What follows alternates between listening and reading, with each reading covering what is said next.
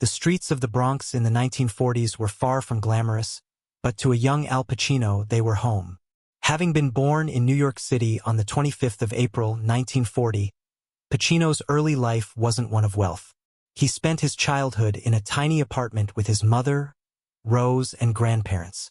Pacino's upbringing was modest, with his father having left the family when he was just 2 years old. His father's absence made his mother his significant influence.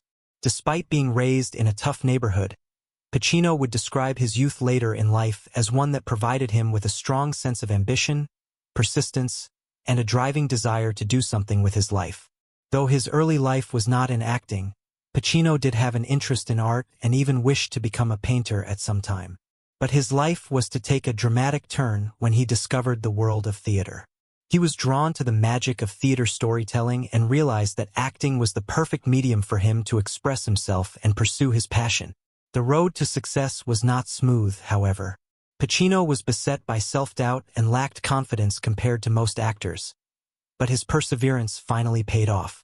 He was admitted into the prestigious actor studio in New York, where he was trained by renowned instructors like Lee Strasberg. His time there marked the beginning of his transformation from a struggling young man to a future star of the entertainment world. It wasn't until the early 1970s that Pacino's career truly kicked off when he was cast in the role of Francis Ford Coppola's The Godfather, 1972. Pacino had performed several stage productions before this, including his star-making performance in The Indian Wants the Bronx, but it was The Godfather that cemented his place in Hollywood. The role of Pacino as Michael Corleone, the reluctant mob boss son of Vito Corleone, was not cast without controversy. Pacino was not well known to the public yet, and there were questions about whether or not he had it in him to play such a powerful, complex character.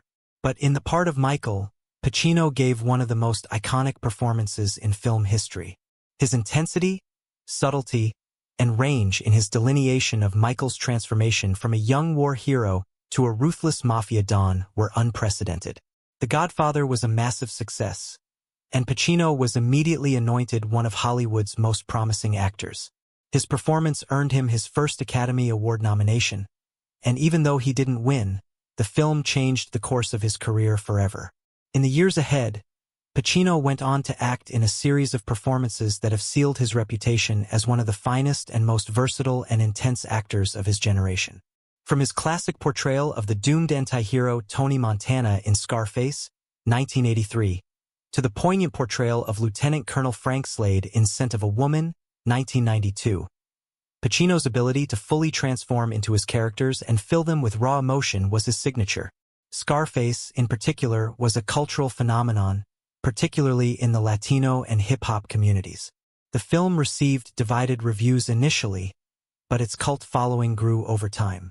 Pacino's portrayal of Tony Montana, the ruthless Cuban immigrant who rises to success in the world of organized crime, became legendary.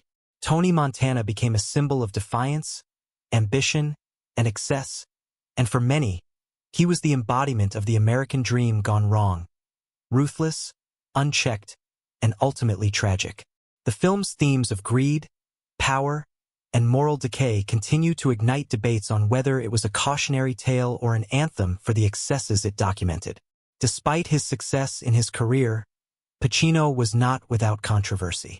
In 2018, he portrayed Joe Paterno in HBO's Paterno, based on the infamous Penn State child abuse scandal. Based on a true story, the film focused on the downfall of Paterno, the legendary football coach whose reputation was shattered when it emerged that his assistant, Jerry Sandusky, had been molesting young boys. The film focused on a disastrous 2-week period in 2011 when Paterno's legacy unraveled. Pacino's Paterno showed the internal conflict of a man torn between his love for the sport and knowledge of the unfolding scandal. The film raised difficult questions. What did Paterno know and when? Could Paterno have done more to stop the abuse, or was he just part of an institution that failed to act? Critics praised Pacino for his understated acting, showing Paterno's internal conflict. The film, however, polarized some viewers.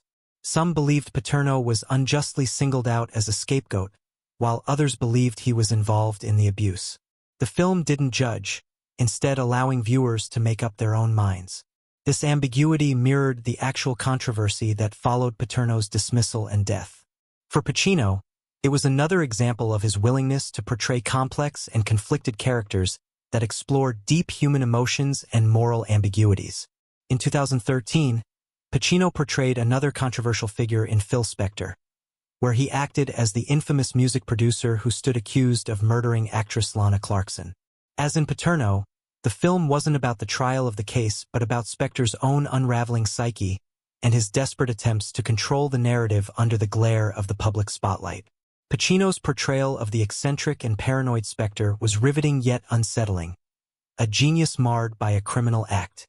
Private life was no less tumultuous for Pacino as his professional one.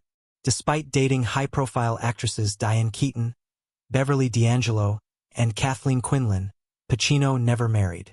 A lifelong bachelor, Pacino later spoke about his decision not to marry in his 2024 memoir Sonny Boy. According to Pacino, his commitment issues, arising from the pain of his father's desertion, held him back from taking the plunge for marriage. His love affair with Diane Keaton, which began on the sets of The Godfather, was Hollywood's most famous romance. It ended, however, when Pacino couldn't commit. Pacino acknowledged that Keaton had given him an ultimatum in 1990. Marry her or split. He chose to let her go. In 2023, at age 83, Pacino shocked the world by becoming a father once again. His partner, 29-year-old Noor Al-Fallah, gave birth to their son, Roman. Pacino already had 3 children from previous relationships. Twins Anton James and Olivia rose with Beverly D'Angelo, and Julie Marie with acting coach Jan Tarrant. Being a father at this stage of his life came with new challenges, but Pacino was willing to embrace his role as a father. He revealed that becoming a father again had tremendously changed him. He had been haunted by the specters of his father's desertion his entire life, but he did not wish to continue the cycle with his own kids.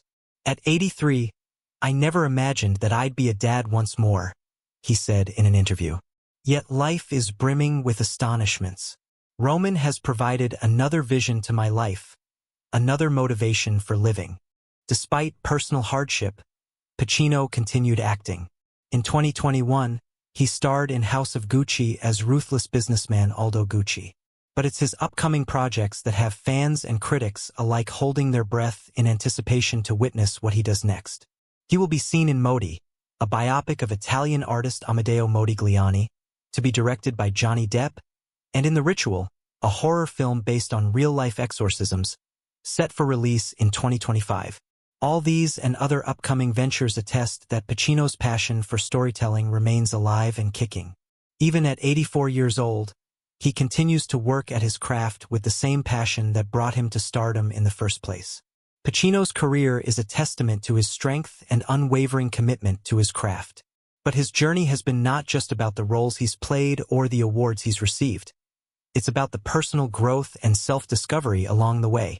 It was in 2020 that Pacino nearly died and, after that, his attitude towards life changed.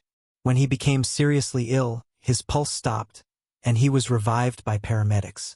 The near-death experience led him to reassess his presumptions about the afterlife, and he began going public with his belief in no afterlife.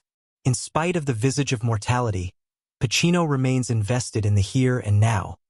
His acting, his relationships, his legacy. His life, anything but mundane, is rich with experiences. "Acting saved my life," he often says, "and here I am, still going, still learning, still telling stories."